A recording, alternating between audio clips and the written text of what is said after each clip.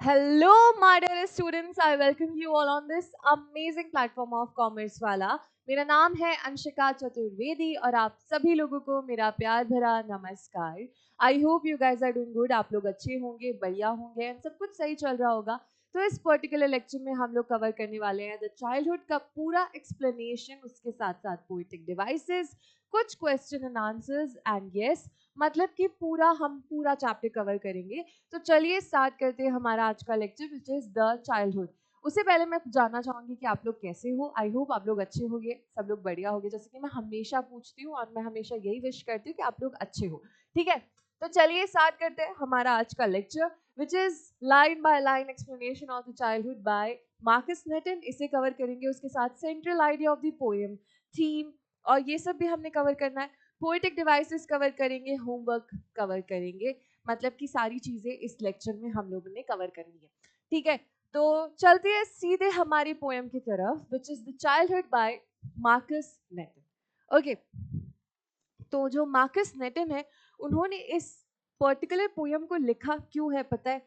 क्योंकि कभी कभी हम लोग ऐसे सोचते हैं, कभी कभी हम लोग के दिमाग में ख्याल आता है कि यार हम लोग बचपन में कितने खुश थे, बचपन में हमारा सारा टाइम कितना इन्वेस्टेड रहता था और हम कभी भी फ्यूचर के बारे में नहीं सोच रहे होते थे. हमारा पूरा फोकस प्रेजेंट में होता था, ना पास के बारे में सोचना ना फ्यूचर के बारे में सोचना. बचपन कितना सही था, no tension, no problems, nothing. वैसे ही मार्कस नेटन भी ऐसा फील करते हैं कि भाई बचपन वॉज इतना प्यारा, इतना बोलते हैं ना ब्यूटीफुल पीरियड होता है जहाँ पे आपको कोई प्रॉब्लम नहीं होती, टेंशन नहीं होती. तो अब मार्कस नेटन का बचपन जा चुका है, जैसे कि हमारा भी जा चुका है. ठीक है, तो यार वो ये पूछ रहे हैं कि मेरा बचपन कहाँ गया, कब गया. सबसे पहले तो ये पूछते हैं और फिर ये पूछते हैं कि कहाँ गया. तो ये पोएम पूरी उसी पर बेस्ड है. ठीक है, When did my childhood go? अब वो पूछते हैं कि कब मेरा चाइल्डहुड गया है. When did my childhood go? कब मेरा चाइल्डहुड गया. Okay, Was it the day I ceased to be 11? क्या ये वो दिन था जब मैं 11 साल का हो गया. मतलब कि जब मैं 11 साल का सीज हो गया, मतलब कि 11 साल के मेरे पे थप्पा लग गया, तो क्या ये वो दिन था. Was it the time I realise that hell and heaven. और क्या ये वो दिन था जब मुझे पता चला कि जो हेल एंड हेवन होते हैं could not be found in geography, कि ये जो कॉन्सेप्ट्स हैं इन्हें ज्योग्राफी बुक में फाइंड आउट नहीं कर सकते. मतलब कि जैसे फॉर एग्जांपल आपके ज्योग्राफी बुक में सारी चीज़ें गिवन होती है, अर्थ के बारे में, आपके ग्लोब के बारे में, टेम्परेचर के बारे में, क्लाइमेट के बारे में, और जितनी भी प्लेसेस है आपकी ग्लोब में वो उनके बारे में, इवन प्लैनेट्स के बारे में भी पता होता है. बट हेल एंड हेवन नहीं दिया होता. तो जब हम बड़े होते हैं तो हमें तो पता चलता है कि जो हेल एंड हेवन है वो मैन मेड कॉन्सेप्ट्स है, वो एक्चुअल में एग्जिस्ट करते नहीं करते किसी को पता ही नहीं है. क्योंकि सब लोग जो इंसान मर जाता है वो थोड़ी बताने आता है कि भाई हेल एंड हेवन होते हैं. तो हमको कैसे पता कि है, राइट. तो जब हमें ये रियलाइज हुआ कि यार हेल एंड हेवन का कॉन्सेप्ट ज्योग्राफी बुक में नहीं है एंड उसे देयर कुड नॉट बी, और वहाँ जो हेल एंड हेवन है वो है ही नहीं, एग्जिस्ट ही नहीं करता. क्या ये वो दिन था, वॉज दैट द डे.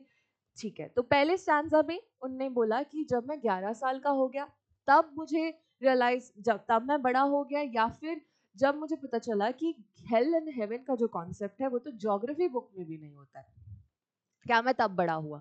ठीक है, एक्सप्लेनेशन देख लेते हैं एक बार, क्योंकि आप लोगों को आंसर राइटिंग भी आता है तो आंसर राइटिंग में लिखने के लिए आपको ये चाहिए रहता है.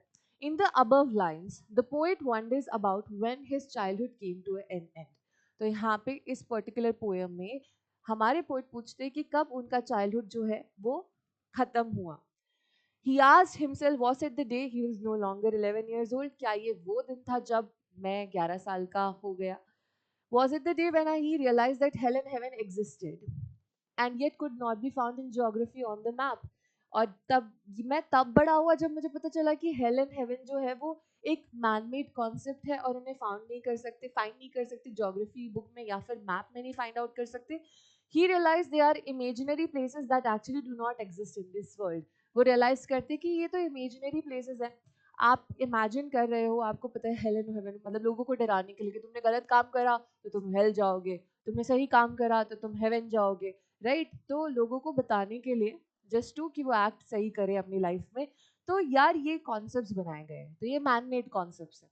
ठीक है, चले, अच्छा उससे पहले मैं आपसे एक क्वेश्चन पूछना चाहूंगी और वो क्वेश्चन ये है कि यार इस पर्टिकुलर स्टैंजा में, ये जो स्टैंजा है इसमें आपको क्या क्या पोएटिक डिवाइसेस नजर आ रही है? आपको टाइम देते हैं, चलो आप ले लीजिए अपना टाइम, आप कमेंट सेक्शन में बताइएगा ऐसे स्टैंजा 1 ये पोएटिक डिवाइस है, ठीक है, स्टैंजा 2 ये पोएटिक डिवाइस है, ऐसे बताइएगा, ठीक है।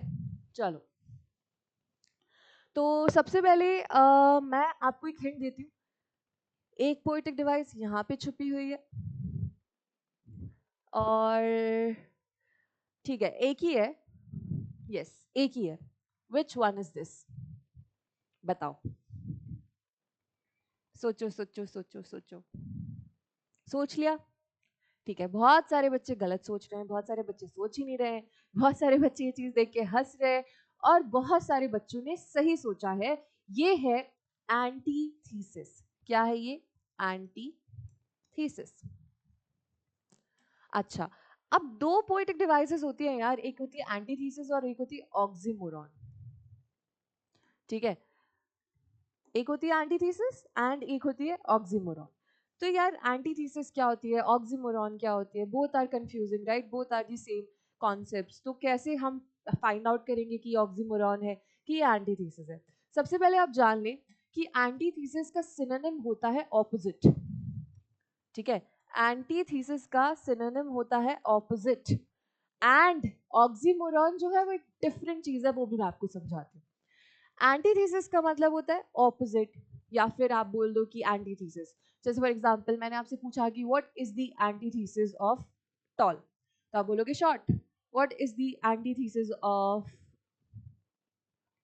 Young, old, what is the antithesis of fat, thin, right, तो ये क्या है, ये एंटीथीसिस है, ये आपका ऑपोजिट वर्ड्स, राइट, मतलब कि एंटीथीसिस आप पूछ रहे हो। अब ऑक्सीमोरॉन क्या होती है?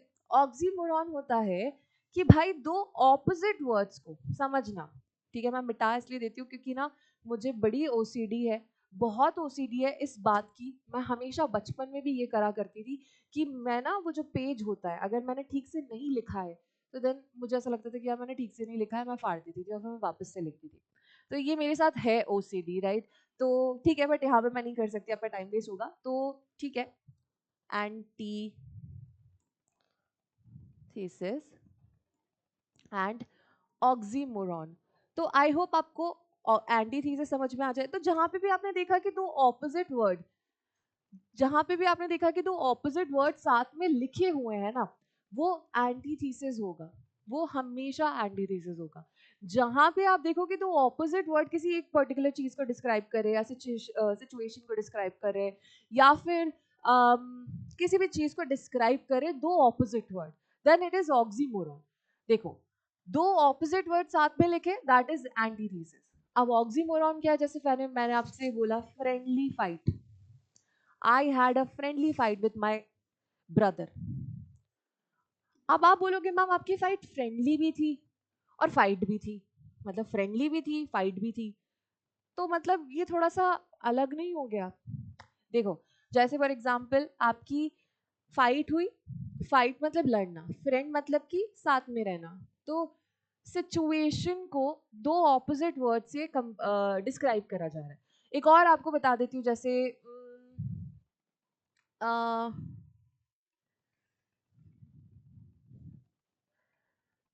Old young trees,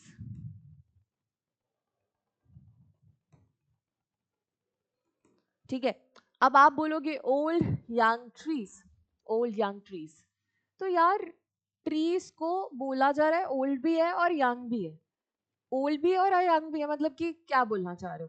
that is this is oxymoron, समझ रहे हो, दिस इज ऑक्सीमोरॉन, जहाँ पे एक सिचुएशन है, किसी चीज को डिस्क्राइब किया जा रहा है दो ऑपोजिट वर्ड से, और सिंपली लिखा होता ओल्ड एंड यंग तो वो एंटीथीसिस होता ऑपोजिट वर्ड, तो यहाँ पे आपकी एंटीथीसिस यूज हुई है। आई होप कि आपको ये कॉन्सेप्ट जो है वो क्लियर हो गया होगा, हाँ ठीक है, चलो आगे चलते हैं।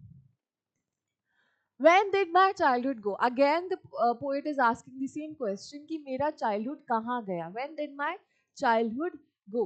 Was it the time I realized that adults were not all they seem to be? क्या ये वो टाइम था जब मैंने रियलाइज करा कि जो adults होते हैं adults होते हैं, वो जिस तरह अपने आप को प्रेजेंट करते हैं, जिस तरह अपने आप को दिखाते हैं, वो वैसे होते नहीं हैं. ठीक है. Was it the time I realized that adults were not all they seem to be? कि भाई जिस तरह वो अपने आप को दिखाते हैं, जिस तरह प्रेजेंट करते हैं, मतलब people are fake in this huge world. ठीक है. Nobody is real, right? सब लोग fake है. तो ये जब मैंने रियलाइज करा तब मैं बड़ा हुआ क्या. They talked of love and preached of love. वो बात तो प्यार की करते हैं, गुणगान तो प्यार के करते हैं, बट जब बात आती है प्यार करने की ना, तो वो प्यार नहीं करते. ठीक है. But did not act so lovingly. जब आती है बात प्यार करने की तो वो प्यार नहीं कर पाते. Was that the day. क्या ये वो दिन था. ठीक है. अब इसका एक्सप्लेनेशन एक बार देख लीजिए. In the above stanza the poet again repeats the same question about when did his childhood go, कि कब मेरा चाइल्डहुड गया था. He wonders about the day when he started seeing the world with a new perception. फिर वो सोचते हैं कि जब उनने दुनिया को एक नए परसेप्शन से, एक नए नजरिए से देखना स्टार्ट करा, दैट अडल्ट्स आर हिपोक्रिट्स, कि अडल्ट्स जो हैं वो दोगले हैं, and are not how they seem to be, and वो वैसे नहीं है जैसे वो दिखाते हैं. The adults who talked of love and preached of love and yet never behaved so lovingly. कि बात तो प्यार की करते हैं, प्रीच भी, प्रीच मतलब गुणगान करना, तो प्रीच प्यार के लिए करेंगे, लेकिन जब आती है बात प्यार करने की तो प्यार नहीं करते. They are double faced in reality. Was that the day when his childhood go? क्या ये वो दिन था जब उनका चाइल्डहुड गया, जब उनने ये चीज रियलाइज करी. अब ना होते पोएटिक डिवाइस पे. तो यार एक पोएटिक डिवाइस होती है जो हर पोयम में अवेलेबल होती है, हर जगह अवेलेबल होती है, विच इज ऑलिटरेशन. ये क्या होती है, कॉन्सोनेंट साउंड वाले वर्ड साथ में आ जाए, दैट इज ऑलिटरेशन. ठीक है. अब यहाँ पे आपको मैं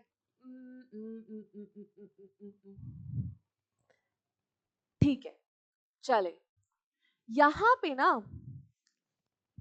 लाइंस बार बार रिपीट हो रही है. आपने देखा होगा लाइंस जो है बार बार रिपीट हो रही है. एक लाइन है, when did my childhood go, when did my childhood go, when did my childhood गो, तो रिपीट हो रहा है. तो ये क्या है, ये है आपका रेपिटेशन. ठीक है. रेपिटेशन भी है. चले, अब फिर से क्वेश्चन सेम करते हैं यहाँ पे poet. When did my childhood गो, कब मेरा चाइल्डहुड गया. Was it when I found my mind was really mind. क्या ये वो दिन था जब मुझे पता चला कि मेरा दिमाग मेरा ही है भाई. मतलब कि जब हम छोटे होते तो हम किसी की बात में आ जाते हैं, जो हमसे कुछ भी बोल दे हम उसकी बातों को सुन लेंगे. ठीक है. पापा ने ये कह दिया तो मान लेंगे. पापा ने बोला कि बेटा सो जाओ नहीं तो बाबा आ जाएगा, तो हमको लगेगा सच में आ जाएगा, उठा ले जाएगा हमें. तो जब हम छोटे होते तो हम किसी की भी बातों में आ जाते हैं. बड़े होते तो हम अपना दिमाग चलाना स्टार्ट कर देते हैं. तो जब हम ने अपना दिमाग चलाना स्टार्ट करा तब हम बड़े हो गए. To use whichever way I use, मैं अपने दिमाग को जिस तरह यूज करना चाहूँ उस तरह यूज कर सकता हूँ. Producing thoughts that will not those of other people. और ऐसे थॉट्स मेरे दिमाग में प्रोड्यूस होते हैं जो कि अब दूसरे लोगों के नहीं है, मतलब कि वो मेरे खुद के थॉट्स हैं. But my own and mine alone, वो सिर्फ मेरे हैं और सिर्फ मेरे हैं. ठीक है. वॉज दैट द डे, क्या ये वो दिन था. In the third stanza, the poet deliberates on the same question. अब poet यहाँ पे वापस से एक ही बात पे जोर डालते हैं, सेम क्वेश्चन पे, about when he lost his childhood, कि कब उनने अपना childhood खोया. He asked himself about possibilities. उनने अपने दिमाग में possibility सोची कि कब कब मेरा childhood खो सकता है. He wonders about the day he realized that his mind was his own. कि ये वो दिन को याद करते हैं जब अब जब उनका दिमाग उनका खुद का है, वो अपना दिमाग खुद से यूज कर सकते हैं and could use it the way he wants, और वो वैसे यूज कर सकते हैं जिस तरह वो यूज करना चाहे. when he realized that he could produce his own thoughts which were not bound by anyone. जब उन्हें रियलाइज होता है कि वो अपने खुद के थॉट्स प्रोड्यूस कर रहे हैं और वो किसी और से बाउंडेड नहीं है, मतलब कि बंधे हुए नहीं है. क्या ये वो दिन था जब मैं बड़ा हो गया, जब मैंने खुद से रियलाइज करा कि now I can think whatever I want to think and मैं किसी से इन्फ्लुएंस नहीं होने वाला हूँ. ठीक है. when he sensed his own individuality and a separate personality, जब उनको अपनी individuality and separate personality का realization हुआ कि भाई मैं एक separate personality हूँ, मैं एक individual हूँ जो कि खुद से अपनी बातों को सोच सकता है, खुद से decision ले सकता है. क्या मैं तब बड़ा हुआ. Was that the day he lost his childhood? क्या ये वो दिन था जब उनका चाइल्डहुड खो गया? अब यहाँ से क्वेश्चन चेंज हो जाता है. क्वेश्चन जो है उनका चेंज हो जाता है. व्हेन से हो जाता है where did my childhood go? मेरा चाइल्डहुड कहाँ गया? Where did my childhood go? It went to some forgotten place. चलो ठीक है, चला गया, बट ये किसी ऐसी जगह चला गया है जो मैं खुद भूल चुका हूँ. It went to some forgotten place, वो चला गया है. That's hidden in infant's face. और मुझे इतना पता है, दैट्स ऑल आई नो, मुझे इतना पता है कि वो जो बचपन है अब वो किसी छोटे से बच्चे के फेस पे छुपा हुआ है. हर छोटे बच्चे के फेस पे छुपा है, इन्फेंट के फेस पे छुपा हुआ है बचपन. बस मुझे इतना पता है, बाकी मैं भूल चुका हूँ कि वो चाइल्डहुड कहाँ गया. ठीक है. In the last stanza, the poet remorses about his lost childhood. अब वो थोड़ा सा मतलब दुख मनाते, चलो ठीक है चला गया मेरा childhood. He concludes that his childhood has gone to some forgotten place. कि उनका childhood जो है वो किसी ऐसी place में चला गया जो वो खुद भूल गए हैं. Will never come back. और उनको पता है कि भाई उनका childhood जो है वो वापस नहीं आने वाला. He cherished his innocence which vanished now. वो अपने innocence को cherish करते हैं जो कि अब जा चुका है. जो मासूमियत बचपन में होती है ना, आप मतलब एक मासूमियत होती है, चालाकी नहीं होती, right. Could be only seen in babies face, जो कि सिर्फ आप बेबी के फेस पे, बच्चे के फेस पे ही देख सकते हैं. He only has sweet memories of his childhood which would soon fade away. बस उनके पास एक मेमोरी रह गई अपने बचपन की, जो वो भी चले जाएगी बड़े जैसे जैसे होते जाएंगे. ठीक है. He also conveyed a message that the innocence of childhood stays till the time one is an infant. उन्होंने ये भी बात कही है कि जो चाइल्डहुड है वो तभी तक बच्चे का, मतलब बचपना जो है तभी तक बच्चे का रहता है जब तक वो बच्चा रहता है. मतलब कि जब तक इनोसेंस तभी तक रहेगा जब तक कि वो छोटा सा बच्चा है. And that is all I know. That is, इतना ही उन्हें पता है बस. ठीक है. अब बात करते हैं पोएम के सेंट्रल आइडिया के बारे में कि इस पोएम का मेन मुद्दा क्या है. Like what is the major, like बोल सकते हैं ना कि क्या उनने कंसिडर करा इस पोएम को लिखने से पहले, कि उनके दिमाग में क्या मेन थॉट्स चल रहे थे कि मैं किस चीज पे पोएम बनाने वाला हूँ. That is central idea. In this poem the poet thinks deeply over the question of his lost childhood. यहाँ पे पोएट जो है वो अपने लॉस्ट चाइल्डहुड के बारे में सोचते हैं. Childhood is a stage of innocence in which the child believes others. ये एक ऐसी स्टेज होती है जिसमें हम बहुत मासूम होते हैं और हम किसी पे भी विश्वास कर लेते हैं. And loves unconditionally. और फिर हम उन लोगों को बिना किसी मतलब जान पहचान के प्यार भी कर देते हैं अगर वो हमें प्यार से बात कर ले. The poet has tried to identify some stages of life when his thoughts and perceptions of the world change. अब ऐसी ही कुछ stages poet बात करते हैं जब उनके perception, उनका नजरिया वर्ल्ड को देखने का और उनकी जो सोच है वो चेंज हुई थी.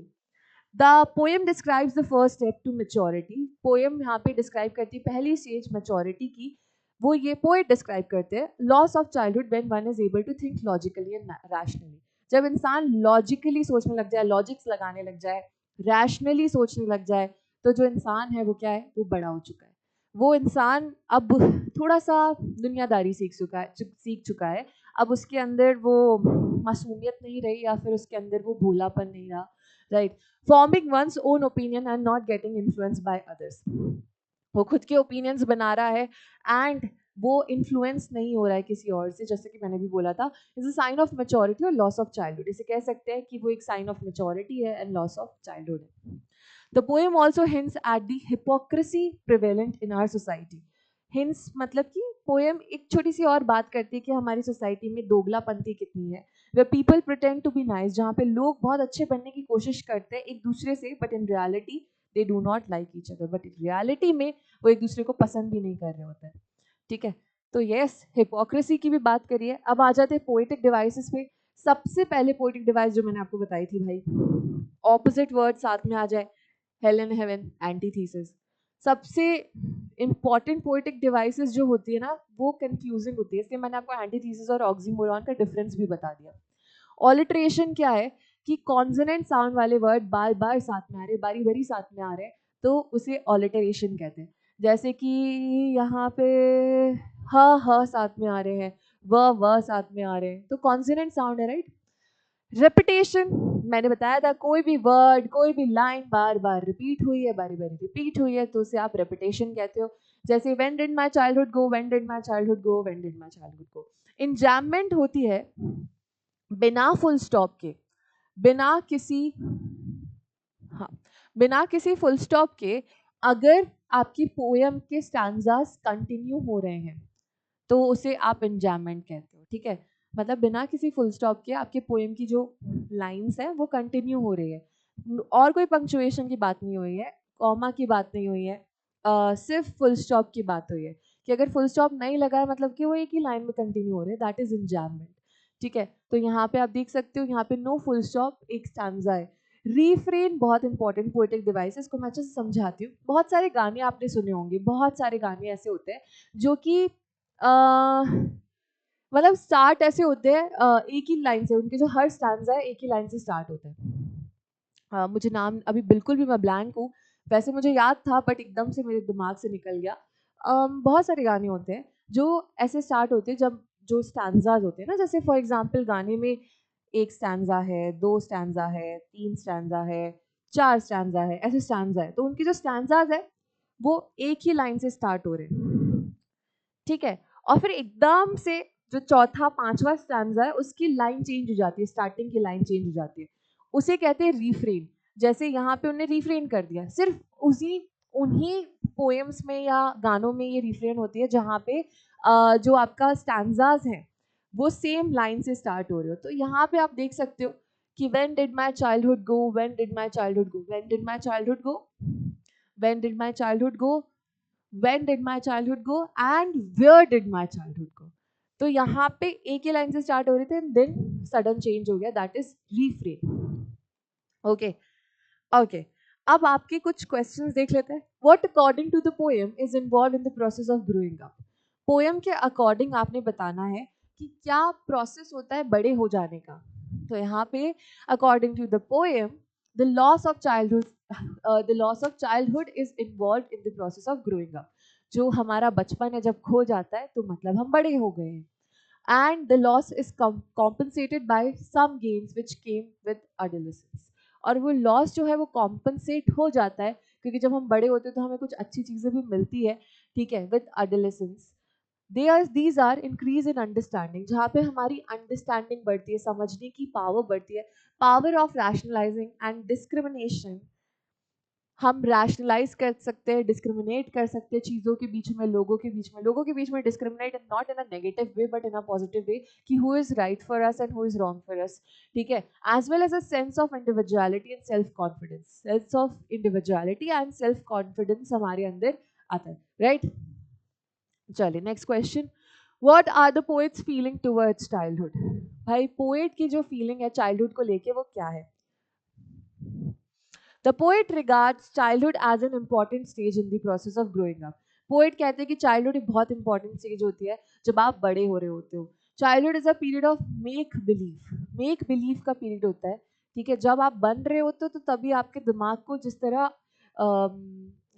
वो करा जाता है, ट्रेन करा जाता है, उसी तरह आप बनते हो, ठीक है। Children readily accept whatever the elder says. बचपन में आप वो सारी चीजें एक्सेप्ट कर लेते हो जो बड़े कहते हैं आपको।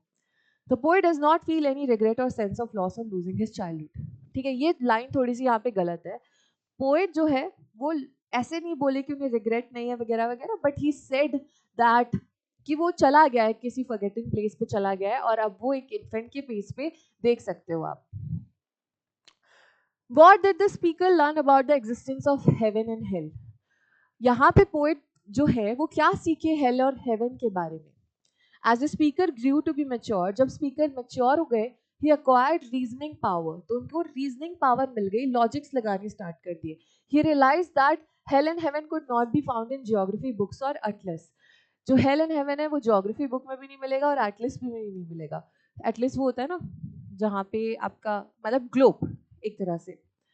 Since they could not be located anywhere in the world map, जिन्हें इन्हें आप world map में locate नहीं कर सकते, he concluded that they did not exist। और वो कहते हैं कि ये exist नहीं करते। He would believe only what he could see and find। अब वो सिर्फ वही believe करेंगे जो वो खुद देख सकते हैं और find कर सकते हैं। हालांकि ऐसा सच नहीं होता, बहुत सारी चीज़ें ऐसी होती है जो हमें दिखती नहीं है बट होती है। जैसे मतलब मैं ऐसे नहीं बोलती कि मुझे नहीं पता बट एटम्स होते हैं, राइट, बट वो हमें दिखते नहीं है। और भी बहुत सारी चीज़ें होती है जो हमें दिखती नहीं है। तो ऐसे ही कुछ पॉजिटिव एनर्जी होती है, या यूनिवर्स होता है, या जिन्हें आप गॉड कहते हो वो होता है, बट हमें दिखता नहीं है। तो ऐसा नहीं है, ठीक है। मतलब मानना है तो मान सकते हैं, नहीं मानना है तो नहीं मान सकते, बट भाई हम मानते हैं, मैं मानती हूँ, तो यस, ठीक है। चले, how did the speaker realise the hypocrisy of adult? Speaker कैसे रियलाइज करते हैं कि लोगों की दोगलापंती कैसे रियलाइज करते हैं? The speaker noticed a wide gulf between what adults appear to be, यहाँ पे स्पीकर को दिखता है कि adults कैसे दिखते हैं, and what they actually were in real life, और वो real life में कैसे हैं। there was apparent contradiction between their words and deeds. उनके कहने की बातों में और उनके मतलब उनके एक्शंस और उनके बोलने वाली चीजों में बहुत डिफरेंस आ जाता है, कॉन्ट्रडिक्शन आ जाता है। They talked of love and advise others to love, वो प्यार की बात करते हैं, दूसरों को भी एडवाइस करते हैं कि प्यार करो, but they never acted lovingly, but वो कभी भी लविंगली एक्ट नहीं करते। ओके, तो यहाँ पे एक छोटी सी समरी है आप लोगों के लिए। ओके, तो इन केस अगर आप लोग को लगता है तो मैं भी समरी भी आपके लिए एक बार रीड कर सकती हूँ, ताकि आपके लिए चैप्टर बहुत ही अच्छे से आपको क्लियर हो जाए। In the poem, the poet wonders when he lost his childhood. Poet ये सोचते कि कब उनका चाइल्डहुड गया, and the innocence he had, और जो मासूमियत उनके अंदर थी। He became conscious that he no longer sees the world as he did earlier. उनको पता चलता है कि जैसे वो देखते थे वर्ल्ड को, अब नहीं देखते, and he can sense the hypocrisy in people, और वो लोगों की दोगलापंती भी सेंस कर सकते हैं। ही रिकॉल मेनी इंस्टेंसेस, बहुत सारे एग्जाम्पल वो रिकॉल करते हैं। In this life when he could have lost his childhood, जहाँ पे शायद उनकी चाइल्डहुड गुम गई होगी। He wondered if it was the day he ceased to be 11. वो सोचते हैं कि जब मैं 11 साल का हुआ तब मेरी चाइल्डहुड गई। और he realized that hell and heaven did not exist in the world, और शायद hell and heaven जो है वो वर्ल्ड में एग्जिस्ट नहीं करते हैं, and no one could find them in the geography, और कोई geography बुक में भी उसे फाइंड आउट नहीं कर सकता है। Next he talks about the possibility when he realized the adults. अब वो दूसरी पॉसिबिलिटी के बारे में बात करते हैं, जब उनको रियलाइज होता है कि जो एडल्ट्स है are not what they seem to be, वो वैसे नहीं है जैसे वो दिखाते हैं, एंड दे आर हिपोक्रेट्स, और वो दोगले हैं। They talk and preach of love, वो बात तो प्यार की करते हैं, गुणगान तो प्यार के करते हैं, but their actions don't say so, but उनके एक्शंस ऐसा नहीं कहते। Was it the day when he realized that his mind was his own, जब वो ये रियलाइज करते कि क्या उनका दिमाग खुद का हो चुका है, and is capable of producing his own thoughts, और वो अपने खुद के थॉट्स को प्रोड्यूस कर सकते हैं। No one could own that, and he is an individual with his particular personality. कोई इंसान उस माइंड को ओन नहीं कर सकता, वो अपने दिमाग के खुद मालिक है, एंड उनकी पर्सनालिटी उनकी खुद की है, right. In the last stanza he talks about the whereabouts of his childhood. अब वो पूछते कि भाई कहीं भी चला गया यार, कहाँ चला गया, कहीं भी चला गया। He concludes that it had gone to some forgotten place. वो कहते कि भाई forgotten place पे चला गया, and it can only be found in innocent face of an infant. और इसे आप सिर्फ एक छोटे से बच्चे के फेस पे ही देख सकते हो। ओके, चलिए, तो यहाँ पे हम लेक्चर को खत्म करते हैं। Thank you thank you thank you thank you thank you thank you so much. मिलते हैं अगले लेक्चर में। Bye bye, tata, take care, love you all, and see you in the next class.